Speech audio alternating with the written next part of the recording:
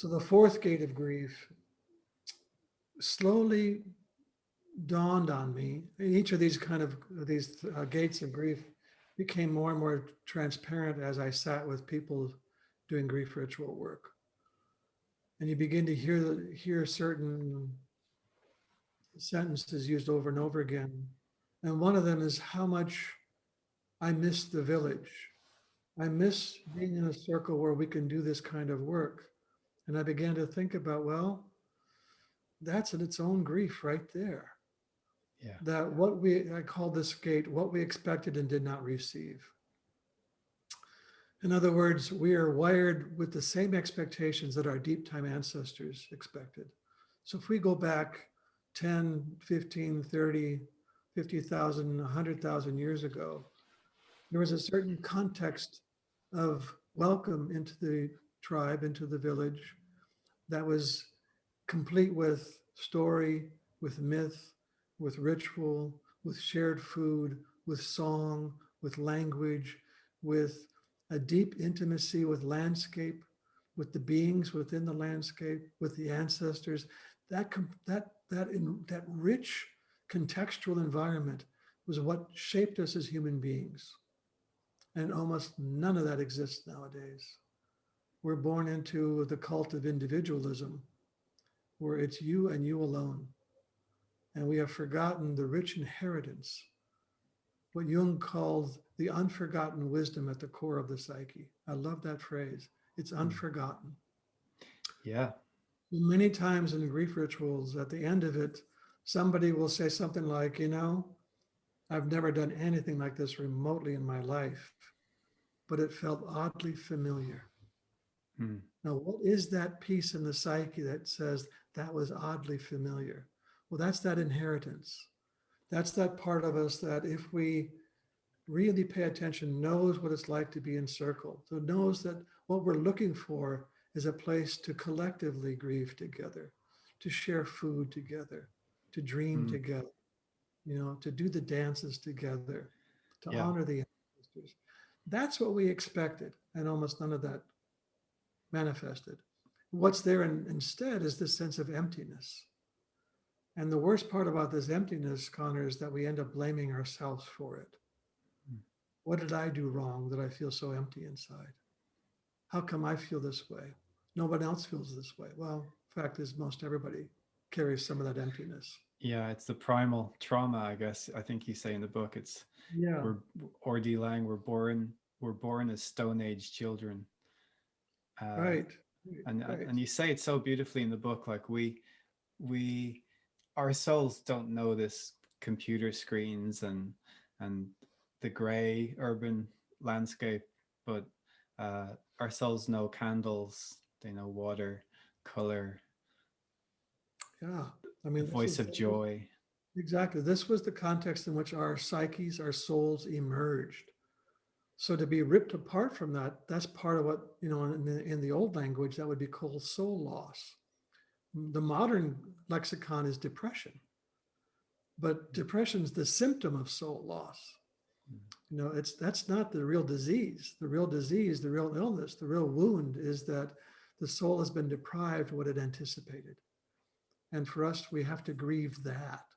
Like I say at the beginning of our grief rituals, people come from England, they come from Australia. I mean, they fly 10,000 miles just for the privilege of being able to grieve side by side with another human being. And I thank them for coming, thank you for making this profound effort. But your effort is at the heart of our grief. The fact that our communities have forgotten this, and that you have to travel, and that the fact that we even have to have workshops on grief speaks to what I talk about as our profound sense of amnesia and anesthesia. How much we have forgotten of what it looks like to be human beings on this planet. Yeah. So this is really at the heart of our grief, is this profound fourth gate loss. We have forgotten the primary satisfactions. We have forgotten the things that shaped us as human beings. And when we gather together in ritual space, we have at least a momentary inkling of what that feels like to be back in that ground. And it's a rich space. The soul goes, home. Yes. Yeah. I've This, experienced it so many times. It's just this feeling of ease and familiarity, yeah, as if I've never left it. And then it's yes. the next day when you come back and you wake up and there's not 40 pairs of eyes greeting you as you rise to a new day. It starts again. But that at least we could begin to remember that there was another place to be, that this sense of isolation and disconnection is actually the pathology. This is actually what's wrong. Sure. And so now we have more like a, what I call like a homing beacon that looks for those opportunities or begins to, in a more mature way, begins to create those opportunities Yeah. where we can regenerate the primal matrix, where we can be back inside of that life-sustaining, life-giving context that soul anticipated. Yeah. Yeah. If we can map out somehow the life we expected, then we have objectives we can start to work towards, like needs we can identify and start to Yeah. manifest them in our life.